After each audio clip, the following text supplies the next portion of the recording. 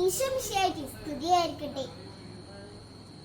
കാലിത്തൊഴുത്തിൽ പിറന്നവനേ, കരുണ നിറഞ്ഞവനേ,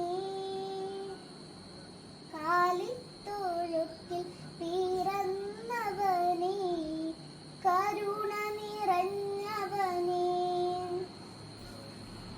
ഇതാ കർത്താവിന്റെ ദാസി, നിന്റെ വാക്ക് എന്നെ നിറവേറട്ടെ.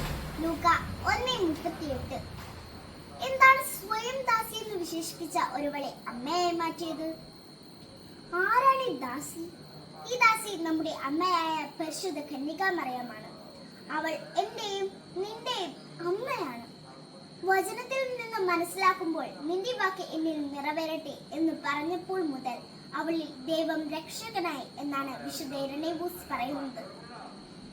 അവൾ ദൈവമാതാവാണ്.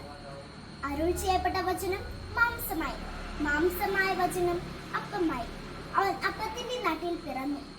എന്തിനാണെന്നോ? നമുക്ക് അപ്പമായി തീരാൻ.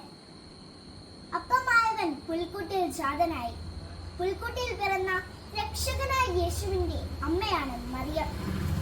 ഈ പോക്ക് അപകടമാണെന്നറിഞ്ഞിട്ടും ദൈവഹിതത്തിന് സമ്മതമരുളുകയും ദൈവപുത്രന് കാലിത്തൊഴുത്തിൽ ജന്മമരുളുകയും ചെയ്തു.